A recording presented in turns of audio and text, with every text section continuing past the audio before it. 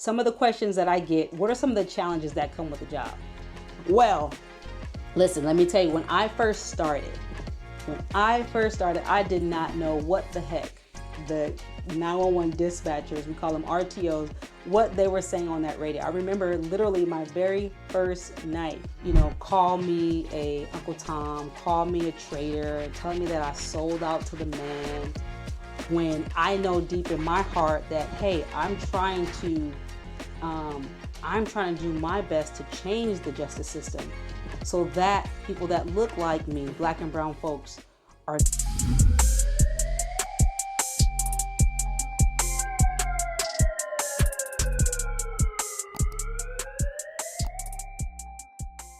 What's up, you guys? Welcome back to The Human Side with Officer Jill. I want to take some more time to let you get to know me and my human side. So I want to share with you guys 3 of my challenges that I experienced in my first year of my career. Some of the questions that I get are, what are some of the challenges that come with the job?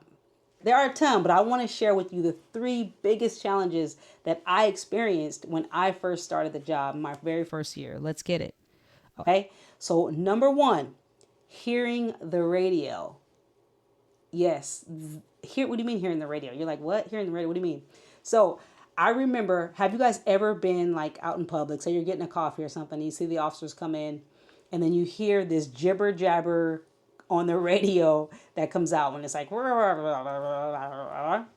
you look at the officers like, what did they just say?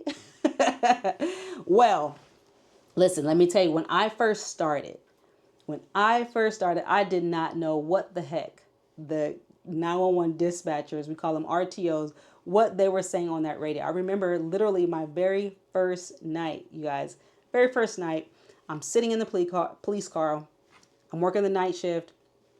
My training officer was awesome. By the way. Shout out to you, John. So my training officer, a call came out on the radio, and I'm just sitting there listening, and I kind of feel like it's for us. It's our call that they're sending to us, but I'm not sure because I don't know what the heck she said. And I'm sitting there and I'm just kind of like, do, do, do, do, do, do. And then I feel my training officer turn and look at me and kind of give me this stare down like, hello, Linda. And so I kind of sit there and he's like, hey, you didn't hear that? And I'm like, sir. He says, you didn't hear that call? That was our call. They're giving us a call. And I'm like, sir, I'm sorry. I have no idea what she just said.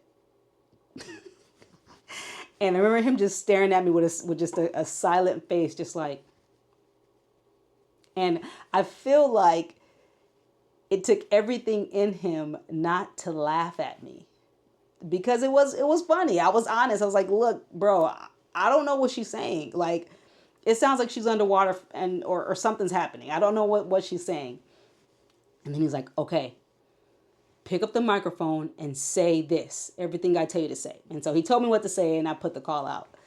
Fast forward, we do our shift, we get through the night, and when it's time to go home, he says, listen, take your radio home, listen to it on the way home, listen to it on the way to work, listen to it when you're at home. You need to know what you are hearing on this radio, because it could be life and death for you or your partners. And so I took that advice, and within, I'd say maybe a couple weeks, I can hear exactly what they're saying. And it is kind of funny though, because when you first hear it, when I first heard it, I didn't know what they were saying either, y'all. It did sound like gibberish. So that was one of the first challenges. So the second challenge was working that overnight shift. Now, staying up late wasn't necessarily too hard, if I'm honest. I was kind of a night owl, and believe it or not, I was a gamer, y'all. Back in the day, I used to stay up late and play all kind of video games. It was before they had online. So I have a lot of siblings and nephews and nieces, and so we used to stay up late and play video games. We used to sneak. Don't tell my mom. Anywho, so staying up late wasn't necessarily the problem. The problem was when you have a training officer, they're essentially your boss, right? So they're not your friend, they're not your buddy, they're not going to sit and talk to you and have a conversation with you. Not really, or at least not back then, and not when I was there.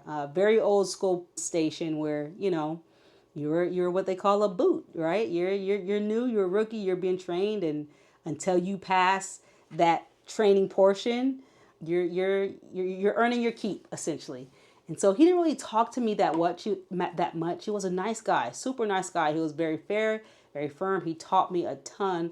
Things that he taught me, I'm still using to this day. But the fact that I didn't have someone to talk to and I'm literally just sitting in the car, especially when it was a slow night. I mean, now granted, where I worked, it was very busy, so this didn't happen all the time because I had plenty of work to do. But the nights where it was slow, oh my gosh, you guys, staying awake, like yawning and like, oh my gosh, it really is only 12 o'clock and we don't get off till 6 a.m. What am I going to do? And fun fact, I didn't drink coffee until I started working that shift. I hated coffee. Now I love it. I'm a whole connoisseur. But that was one of the second biggest challenge when I first started was that overnight shift and not having someone to engage in conversation to keep the night going. So last but certainly not least, the third biggest challenge for me when I first started was being a Black female officer. Yep, I said it, being a Black female officer. Now, it was difficult because of I worked in an area where it was predominantly Black and Hispanic. And I had to learn, right? I'm totally good with it now, but I had to learn that people that look like me didn't necessarily support the job that I did. And having them, you know, call me a Uncle Tom, call me a traitor, telling me that I sold out to the man, when I know deep in my heart that, hey, I'm trying to do my best to change the justice system so that people that look like me, Black and brown folks, are not mistreated, right? Because if we're honest, the history between law enforcement and the minority community hasn't been great. It's never been great. Let's just keep it real. It's never been great. It started bad. There's all kind of reasons as to why. And I'll do a whole nother video about that regarding history and yada, yada, yada. But I am actively trying to make changes. I'm actively trying I'm actively trying to serve that community well, and to see and to experience and to have my own folks, Black folks, you know, treat me bad verbally. And it was hard. I'll be honest. It was challenging when I first started. I didn't know how to balance the two. I didn't know how to be a strong Black woman and a strong, proud police officer. And I'm thankful over time that I was able to learn that. I learned not to take things personal, that it wasn't about me. It was about that uniform and the certain perspectives and experiences that some people had that had created that idea of what I represented in that uniform. All right, you guys. So those are some of the challenges that I've experienced. If you are an officer that you're watching, maybe you're a new officer, what are some of the challenges that you are experiencing now? Are they similar? Are they different? If you're retired, if you're a current officer, let me know in the comments. I would love to know. And like always, if you want to have a real honest and respectful conversation with your girl, Officer Jill, go ahead and send me a message. My contact information is in the comments below. Feel free to like, share, subscribe, all that good stuff. And most importantly, if you show me your human side, I'll show you mine. All right, y'all. Peace.